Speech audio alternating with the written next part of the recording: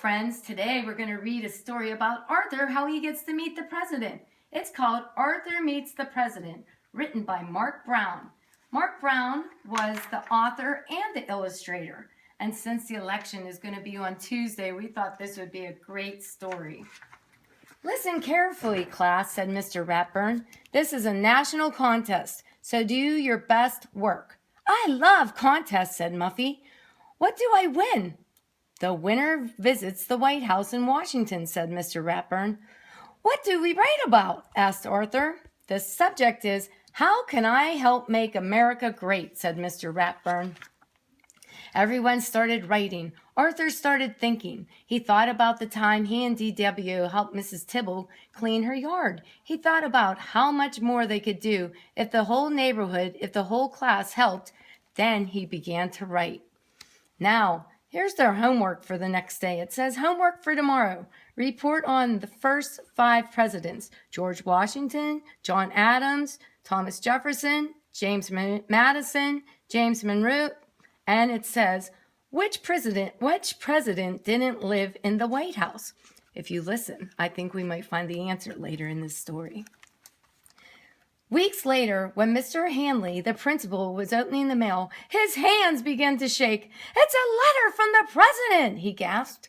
Mrs. Tingsley, the secretary, fainted. Oh, no.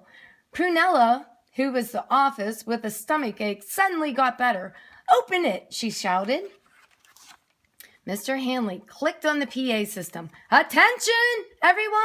The President of the United States has written to announce the winner of How I Can Help Make America Great contest. And the winner is our very own Arthur. He and his class are invited to attend a special ceremony at the White House. Mr. Ratburn's class went, wow! They're so happy for Arthur and they get to go. Congratulations, Arthur, said Mr. Ratburn. You have to work hard to memorize your paper so you can recite it to the president next Wednesday. Memorize? Recite? Asked Arthur. Memorize means he has to remember it all, and recite means he has to say it out loud without looking at anything. Of course, Mr. Ratburn. Well, we'll be there cheering you on.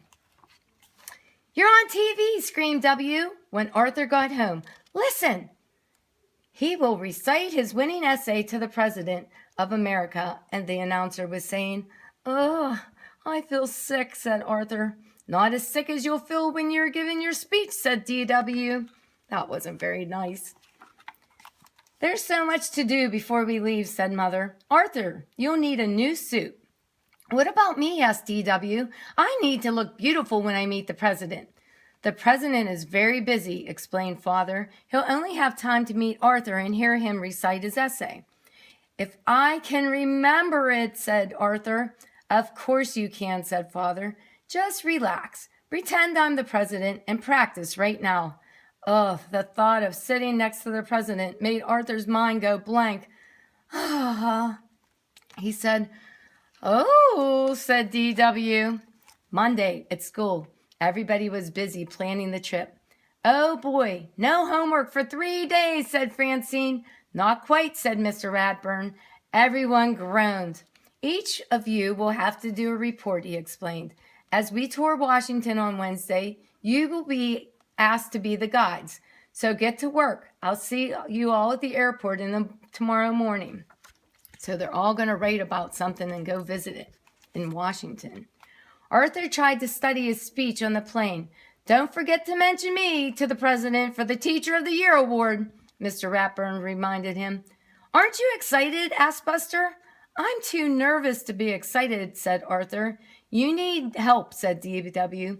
I'll make the speech for you. I have a lot of ideas about how to run this country. I'm sure she does. That night at the hotel, Arthur was too worried to sleep. What in the world are you doing? Asked Father. What if I forget my speech and the president laughs at me? Arthur asked. The president would never laugh at you, said his father. Why don't you write your speech on note cards and keep them in your pocket, he suggested, just in case. What a great idea, said Arthur. He felt so much better. Now try not to worry and go to sleep, said his mother.